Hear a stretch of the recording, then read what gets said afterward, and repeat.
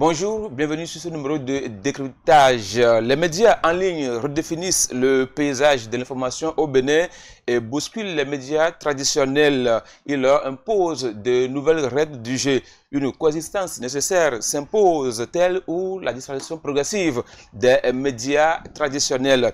De l'autre côté, la scène politique s'enflamme avec Jacques Ayadji qui accuse le parti l'Union progressiste, le Renouveau et le parti BR de déstabiliser son parti en débauchant ses militants. Est-ce le début de la fin de la cohésion au sein de la mouvance présidentielle?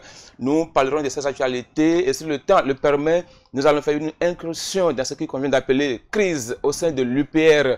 Avec mon invité Mathurin Acha, il est rédacteur en chef à Africaho. Nous allons passer en revue toutes ces actualités. Mathurin, bonjour. Parfait Folie, bonjour. Merci d'être venu sur ce plateau. C'est moi. Alors, comment expliquez-vous la montée fulgurante des médias en ligne aujourd'hui au Bénin et en Afrique? Merci d'abord pour l'invitation. Je crois que depuis plusieurs années déjà, les médias en ligne ont connu une expansion extraordinaire. Et cette expansion, je crois, c'est en grande partie à l'avènement de l'Internet d'abord, qui aujourd'hui donne plus de possibilités aux gens de travailler et tout. Maintenant, pour ce qui concerne les médias en ligne particulièrement, je crois que le Bénin, à l'instant d'autres pays, est en train de faire des efforts. C'est lié d'abord à toutes les réformes et à tout ce qui a été fait pour que les choses qui, entre-temps, n'étaient pas aussi basiques, telles que la connexion Internet, la fluidité et tout. Donc aujourd'hui, nous avons tout ça, ce qui, d'une manière ou d'une autre, a permis de renchérir et a permis également aux acteurs des médias, aux professionnels des médias, comme on a l'habitude de le dire, de pouvoir créer de nouveaux médias pour exister sur l'aspect médiatique béninois. Les nouveaux médias existent désormais sur l'aspect médiatique béninois, mais est-ce que cela a un impact sur la qualité de l'information diffusée par ces médias-là? Oui, c'est normal parce qu'entre-temps, on était habitué aux médias traditionnels tels que la télévision, la radio, la presse papier. Mais aujourd'hui, il y a un nouveau format qui est proposé aux populations, il y a un nouveau format qui est proposé. Donc, ce qui fait naturellement que l'impact doit être réel, puisque entre-temps, il fallait peut-être avoir de la radio pour suivre l'information, mais aujourd'hui, ce n'est plus le cas. Il faut avoir juste de la connexion Internet sur son téléphone et le tout est joué. Donc, naturellement, il y a une migration vers la presse en ligne, mais reste à savoir jusqu'où nous sommes prêts à aller. Cette migration qui permet à tout citoyen d'avoir l'information en temps réel sur son smartphone, pourvu qu'il ait de la connexion, est-ce que cela appelle à la disparition progressive des médias traditionnels, c'est-à-dire les radios, télé, la presse écrite, ou une coexistence des deux médias? Bon, moi de ma position, je ne parlerai pas de disparition, mais une coexistence. Une coexistence, mais là encore, il faut que les patrons de médias, surtout les acteurs de la presse traditionnelle, puissent quand même comprendre qu'aujourd'hui, il y a Internet qui s'impose à nous et c'est à eux maintenant de se réadapter afin de pouvoir exister. Parce que si vous voyez aujourd'hui qui veut faire de la communication, bon, je ne dis pas que tout le monde migre naturellement vers les médias en ligne, mais il y a quand même cette majorité qui aujourd'hui préfère peut-être aller vers les médias en ligne que d'aller vers les médias traditionnels. Et là encore, il faut préciser, ça dépend de l'objectif. Mais quels moyens disposent aujourd'hui les promoteurs des médias traditionnels pour pouvoir résister face à cette montée des médias en ligne? Bon, naturellement, vous allez constater que eux-mêmes, peut-être qu'ils sont déjà en avance sur vous, puisque vous allez constater qu'il y a plusieurs médias aujourd'hui qui, jadis, étaient des médias traditionnels, qui aujourd'hui se retrouvent en ligne. Donc ça veut dire eux-mêmes, ils ont compris l'enjeu et ils sont en train déjà de faire leur propre mutation. Est-ce que ça prend du temps? Est-ce que ça vaut le coup? Parce que ça dépend de ce que vous proposez également. Donc, dans l'entendement commun, je crois que les promoteurs de médias le savent très bien que pour exister sur le temps et dans la durée, il faut migrer. Les médias en ligne, c'est aussi la primeur de l'information, c'est aussi la rapidité. Aujourd'hui, ça encourage beaucoup l'inforce ou la désinformation qu'on note régulièrement.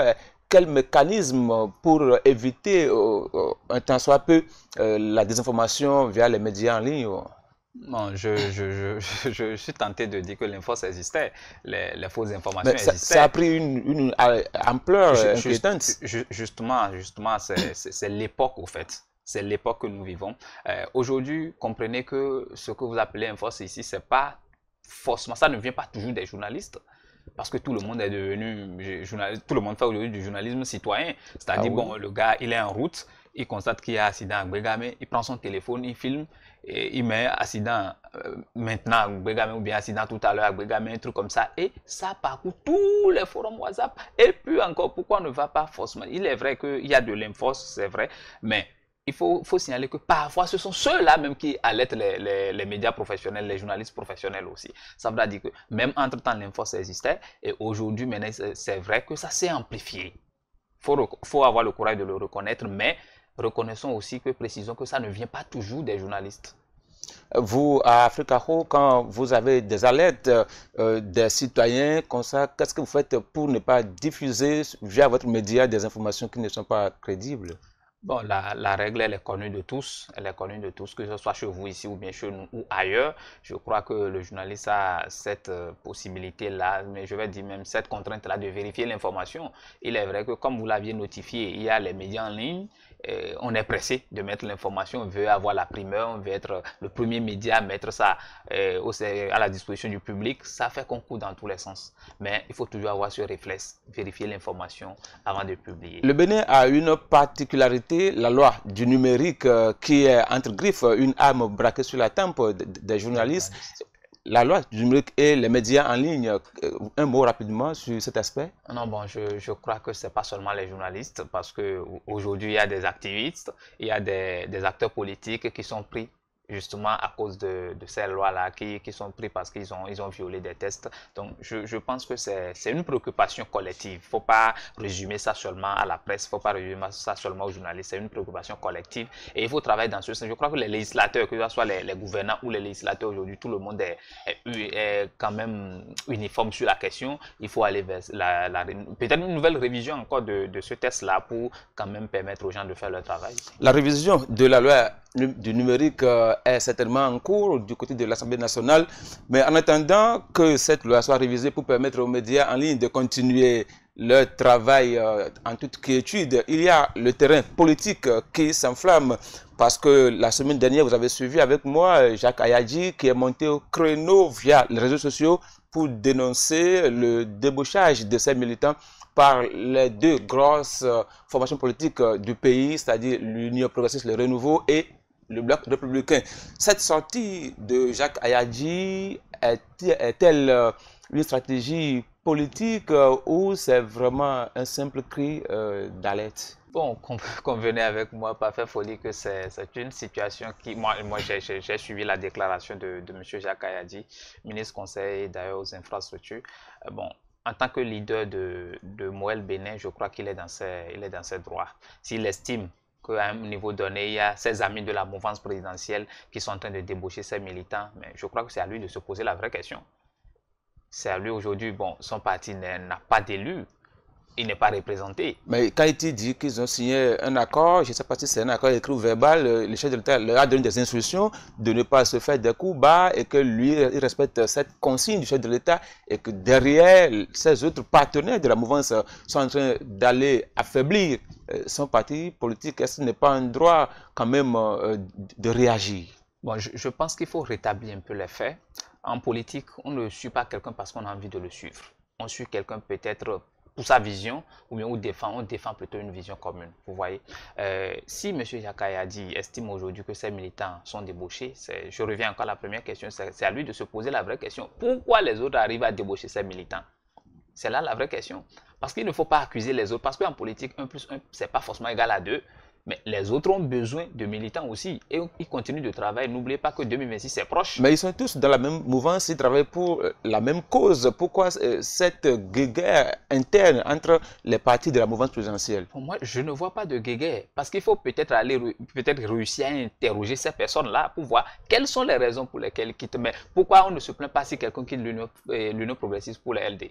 Vous pensez que c'est parce qu'Ayadji n'a pas la stratégie qu'il faut pour maintenir sa troupe que ces autres autres pères de la mouvance vont piocher dans sa gibecière? Oh, c'est pas ce que je dis, mais ce que je continue de croire, c'est quoi? Il est un leader politique, il est un parti politique. Il ne peut pas nous dire que tous ceux qui sont avec lui aujourd'hui n'ont jamais milité dans d'autres formations politiques. Donc c'est à lui aujourd'hui de diagnostiquer le terrain, de voir ce qu'il y a reproché.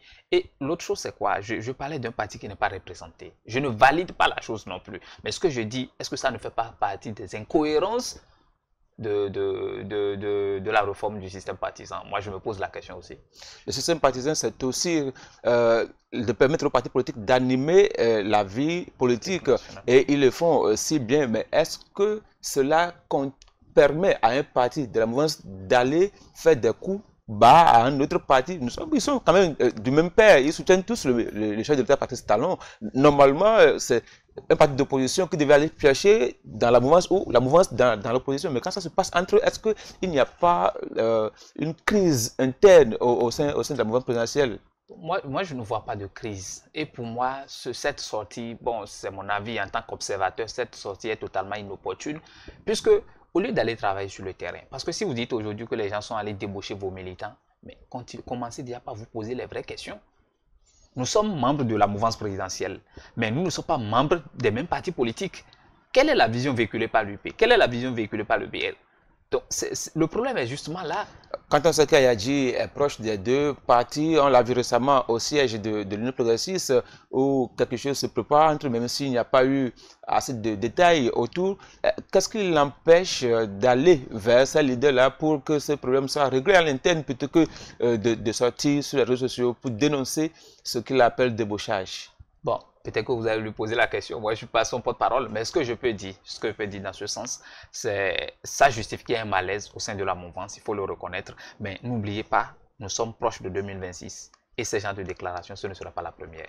Est-ce que c'est le début de la fin de la cohésion au sein de la mouvance présidentielle qu'Ayadji est en train d'annoncer comme ça?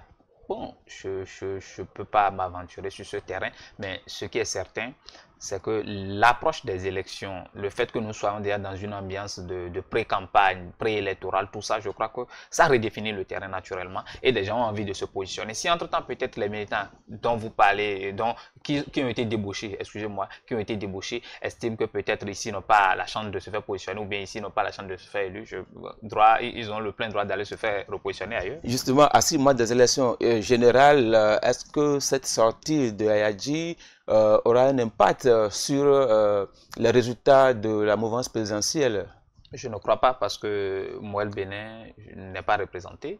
Moël Bénin doit maintenant travailler à avoir des élus et je crois que ça s'annonce très difficile pour eux puisqu'il faut le reconnaître, le terrain aujourd'hui, il est vrai, il y a les gars de la mouvance mais il y a aussi l'opposition qui travaille. Donc, que ce soit l'un dans l'autre, la bataille de 2026 s'annonce déjà très, très disputée. La bataille s'annonce très rude, très discutée au sein de la mouvance présidentielle, mais aussi il y a le parti du renouveau démocratique qui réclame son existence légale, l'Union progressiste, le renouveau dit niet. La guerre s'intensifie suite aux lettres de demande d'explication que le secrétaire général du parti a adressé à M. Ouammenou qui a répondu hier.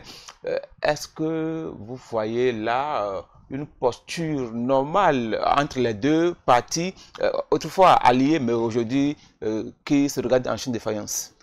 Bon, monsieur Parfait Folie, je vous assure que hier, quand je suis tombé sur la lettre d'explication et la réponse, je me suis demandé est-ce que c'était obligatoire, est-ce que c'était opportun de demander à M. Ouammenou de s'expliquer. Parce que... Pourquoi pas? Il est militant de parti et il a pris des positions qui n'arrangent pas le parti. C'était quand même normal qu'on lui demande de s'expliquer. Quand on est militant d'un parti, il y a certaines déclarations qu'on ne peut pas faire. Vous le savez bien comme Oui. moi. Et depuis sa sortie chez nos confrères de BIP Radio, je crois que la ligne était claire.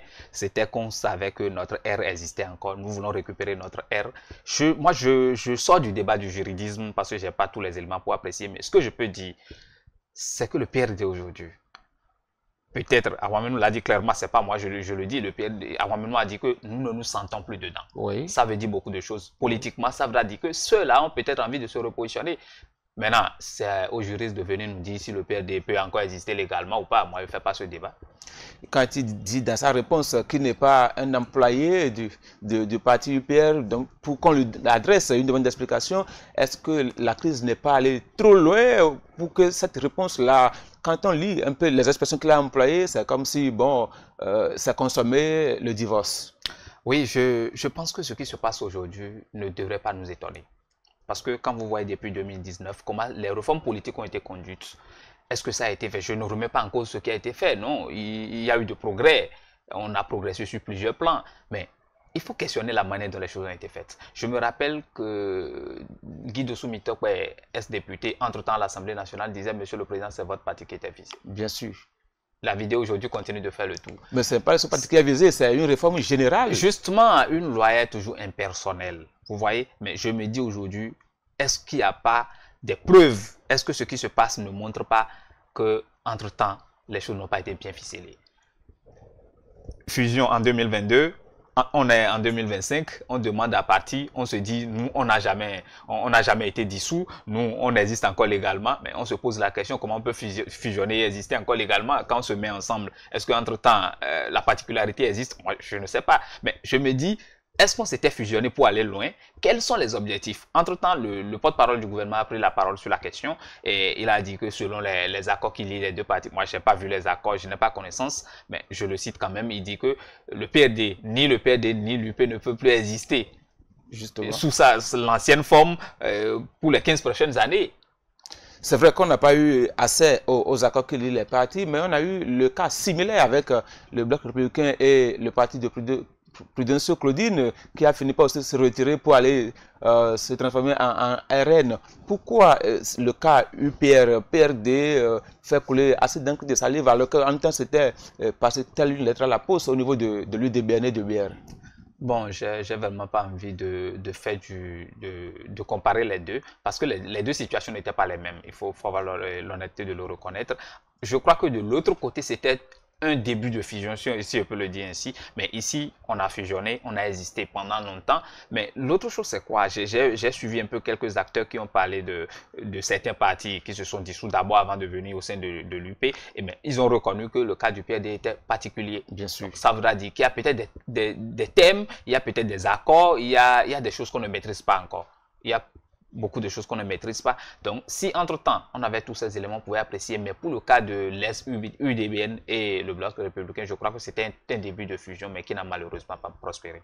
En tout cas, maintenant qu'on a beaucoup d'éléments pour en parler, nous sommes en train de tirer à la fin de cette émission. Mathurin Acha, merci d'être venu sur ce plateau partager avec nous vos analyses sur ces actualités. Merci à vous aussi, chers internautes, de nous avoir suivis et à très bientôt.